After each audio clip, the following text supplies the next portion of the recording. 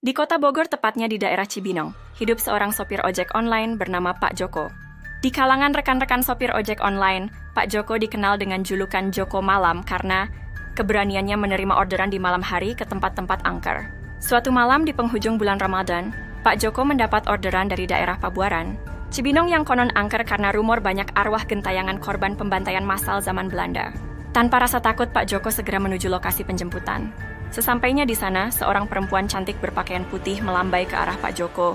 Rambutnya yang panjang berantakan menutupi sebagian wajahnya. Sepanjang perjalanan menuju tujuan, udara tiba-tiba terasa dingin dan mencekam. Si perempuan duduk diam tanpa suara, seperti hanya bayangan belaka. Tak lama kemudian, perempuan itu menunjuk sebuah pemakaman di desa Lewinanggung sebagai tujuan. Dengan perasaan was-was, Pak Joko memasuki area pemakaman yang sunyi dan minim penerangan itu. Si perempuan lalu berjalan ke arah sebuah makam tua ditumbuhi lumut dan menghilang di telan kegelapan.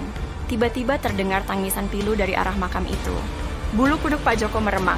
Tanpa pikir panjang, ia segera tancap gas meninggalkan tempat itu. Rupanya penumpang kali ini bukan manusia biasa. Pengalaman seram lainnya Pak Joko alami saat mendapat orderan ke Curug Nangka. Sepanjang perjalanan menuju lokasi, aura mistis begitu terasa. Udara dingin, kabut tebal menyelimuti. Sesampainya di sana, seorang pria tua naik ke motor Pak Joko. Sepanjang perjalanan, pria itu hanya diam sambil komat kamit membaca mantra. Di tengah jalan yang sepi dan gelap, Pak Joko mendengar jeritan minta tolong. Ia melihat sosok perempuan berlumuran darah melambai dari kejauhan. Pak Joko bergidik ngeri dan segera tancap gas dari tempat itu. Ketika menoleh ke belakang, Pak Joko terkejut karena penumpang yang tadi ada di boncengannya telah menghilang. Bulu kuduk Pak Joko meremang, sadar bahwa itu bukan penumpang biasa. Meski sering merinding dan ketakutan, Pak Joko tak pernah menolak orderan gaib itu. Ia yakin selama tidak saling mengganggu, mereka pun takkan mengganggunya.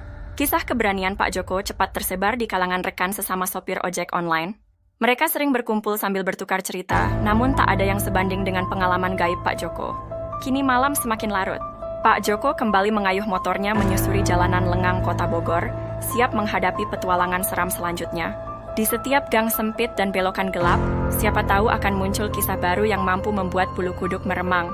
Pak Joko yakin, meski terkadang mencekam, kehidupan makhluk gaib dan manusia sejatinya bisa berdampingan selama saling menghargai. Kisah heroik Pak Joko menghadapi orderan mistis membuktikan bahwa di balik keindahan alam Bogor, ada misteri kelam siap diungkap oleh yang berani.